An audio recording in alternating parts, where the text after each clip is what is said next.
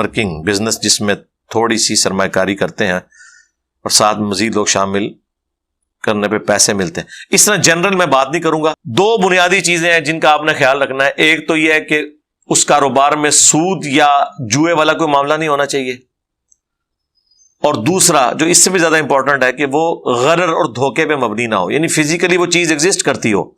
یہ زبانی کلامی نہیں ہے کہ یہ چیز خریدی اور ادھر بیچ دی, نہ وہ خریدی نہ بیچی. فزیکلی وہ چیز ایگزسٹ کرتی ہو. ہاں یہ تو ہو سکتا ہے کہ سافٹ اس طرح کے معاملات ہوتے ہیں, ہم بکنگز کرواتے ہیں, وہ علیحدہ چیز ہے. ڈراپ شپنگ جو ہے وہ علیحدہ سے, اس پہ میری ویڈیو ریکارڈ ہے, ڈراپ شپنگ لکھیں اور اسی ویڈیو کے اندر. تو باقی جو آن لائن اگر تو حلال کام کا کاروبار ہو رہا ہے اور اس کے اوپر آپ کو کوئی فائدہ مل رہا ہے اور اس میں کوئی دھوکہ نہیں ہے, وہ واقعی ایگزسٹ کرتا ہے اور اس میں سے واقعی نفع ہوتا ہے اور وہ ڈکلیئرڈ بھی ہو کاروبار. یہاں پہ آپ کو پتا ہے کہ پاکستان میں آپ جو کاروبار کرتے ہیں تو اینول رپورٹ میں اس کاروبار کو ڈکلیئر کرنا ہوتا ہے. جو کمپنیاں رجسٹرڈ ہوتی ہیں اسٹاک ایکسچینج کے اندر, اس لیے میں کہتا ہوں جب تک اسٹاک ایکسچینج میں کوئی کمپنی رجسٹر نہیں ہے آپ کیسے چیک کر سکتے ہیں کہ یہ کیا کاروبار کر رہے ہیں اور ان کو کتنا نفع ہوا کتنا نقصان ہوا؟ وہ سارے ڈبل شاہی ہوں گے نا.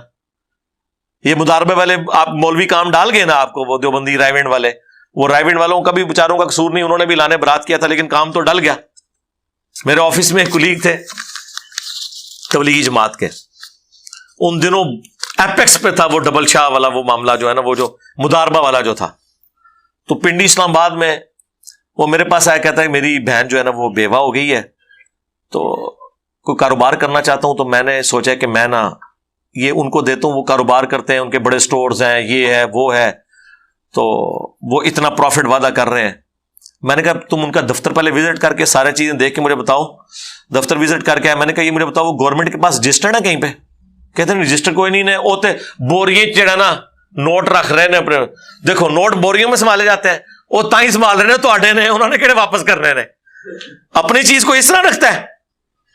ٹھیک ہے, میں نے کہا یار مرضی تیری اپنی ہے, لیکن میں تجھے بتا دوں کہ میرا تو زندگی کا اصول ہے جس کام میں مولوی انوالو ہونا, چاہے وہ دین کا معاملہ ہو یا آخرت کا, وہ 2 نمبری پہ ہے. اور یہاں تو نہ صرف مولوی انوالو ہے, باقی جو کچھ تم حالات بتا رہے ہو نا, جتنا میرا سینس ہے نا اس میں تو مجھے یہ فراڈ لگتا ہے. یہ کام بالکل نہ کرو جناب. چند ہفتوں بعد وہ سارا فراڈ کھل گیا.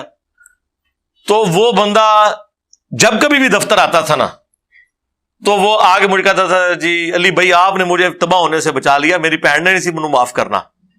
ٹھیک ہے, اور وہ آج تک اس احسان کے تلے دبا ہوا تھا. حالانکہ میں نے تو ایک مشورہ دیا تھا, بخاری مسلم میں حدیث ہے, جو شخص آپ سے مشورہ مانگتا ہے وہ امانت آپ کے سپرد کرتا ہے, آپ خیانت نہ کریں.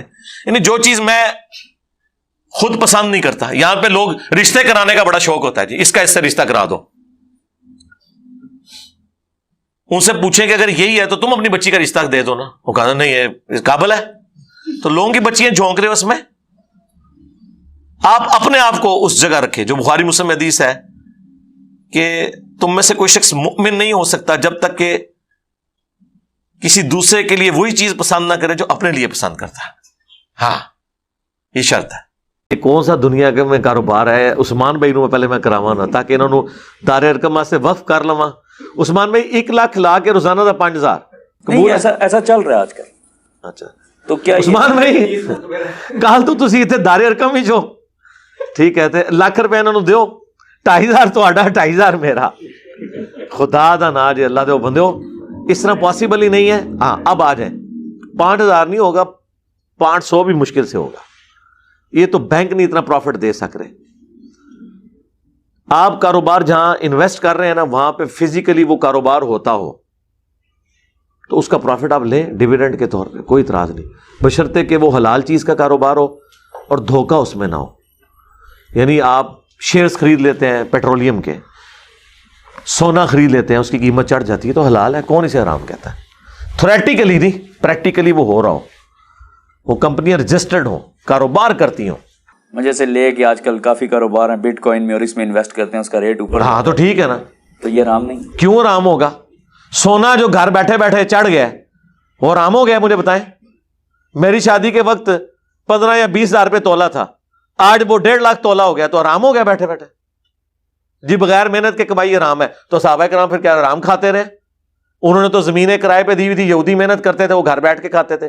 سلیپنگ پارٹنر ہونا کوئی ایسا مسئلہ نہیں ہے، مداربہ ہے، مشارکہ ہے، انویسٹمنٹ تو ہے نا آپ کی، تو خود بخود کوئی قیمت بڑھ گئی ہے. آپ نے پلاٹ لیا ڈی ایچ اے میں 80 لاکھ کا، سال بعد ہو گیا 1.5 کروڑ کا، تو حرام ہو گیا.